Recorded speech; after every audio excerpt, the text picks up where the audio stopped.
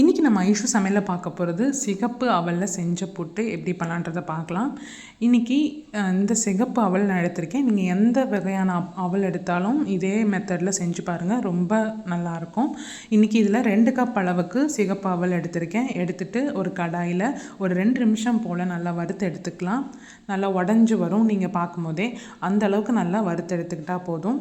இப்போ இதில் ஒரு 2 ஏலக்காய் வாசனைக்காக சேர்த்துருக்கேன். சேர்த்துட்டு நல்லா வறுத்து விட்டுக்கோங்க. இந்த மாதிரி நல்லா வறுத்தக்கப்புறம் இதை ஒரு மிக்சர் ஜாரில் மாற்றிக்கலாம். மாற்றிட்டு இதை ஒரு ரொம்ப மை போல் வேண்டாம், அதுக்கு ஒரு முன்னாடி பதத்துக்கு எடுத்துக்கிட்டால் போதும். இப்போ நான் கையில் காட்டுறேன். இந்த அளவுக்கு அரைச்சி எடுத்துக்கிட்டிங்கன்னா கரெக்டாக இருக்கும். ரொம்ப ரவையாகவும் இருக்கக்கூடாது, இந்த அளவுக்கு இருந்தால் கரெக்டாக வரும் அந்த புட்டு. இப்போ இதை ஒரு பாத்திரத்தில் மாற்றினக்கப்புறம் நல்லா இந்த மாதிரி கிளறி விட்டுக்கோங்க. கிளறி விட்டுட்டு தேவையான அளவு உப்பு சேர்த்துக்கலாம். சேர்த்தக்கப்புறம் நல்லா ஒரு அரை டீஸ்பூன் அளவுக்கு நெய் சேர்த்துருக்கேன். நல்லா சேர்த்தக்கப்புறம் நல்லா கைகளால் நல்லா பெசரி விட்டுக்கோங்க. இந்த மாதிரி நல்லா பெசரி விட்டக்கப்புறம் நல்லா கொதிக்கிற தண்ணி ஒரு பாத்திரத்தில் எடுத்து வச்சுக்கோங்க. அதை கொஞ்சம் கொஞ்சமாக நல்லா ஊற்றி நல்லா புட்டை நம்ம எப்போதுமே திரட்டுவோம்ல, அந்த மாதிரி திரட்டி எடுத்துகிட்டு வந்துக்கோங்க. இந்த மாதிரி நல்லா ஃபஸ்ட்டு நல்லா இந்த மாதிரி திரட்டினக்கப்புறம் கொஞ்சம் கொஞ்சமாக இந்த சுடு தண்ணி விட்டுக்கோங்க.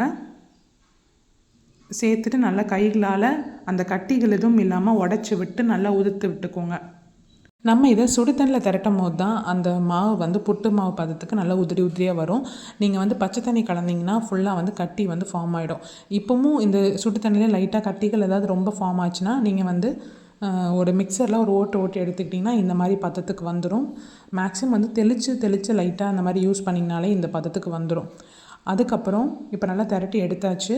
இப்போ ஒரு ஸ்டீமரில் இந்த மாதிரி பிளேட் வச்சக்கப்புறம் நீங்கள் புட்டுக்குழல் இருந்தால் கூட நீங்கள் அதில் வேக வச்சு எடுத்துக்கோங்க. நான் இதில் இன்றைக்கி ஒரு வெள்ளை துணி இந்த மாதிரி போட்டு பொட்டலை மாதிரி செஞ்சு உள்ளே நான் ஸ்டீம் பண்ணிக்க போகிறேன். இந்த மாதிரி எல்லா நம்ம மாவையும் இதில் சேர்த்துட்டு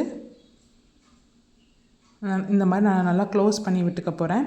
நல்லா இந்த மாதிரி க்ளோஸ் பண்ணக்கப்புறம் நம்ம லிட் போட்டு மூடி வச்சுக்கலாம். மூடி வச்சு ஒரு 5 நிமிஷம் போல் நல்லா வேக வச்சு எடுத்துட்டிங்கன்னா ஒரு சூப்பரான அவலில் செஞ்ச புட்டு ரெடி ஆயிடுச்சு.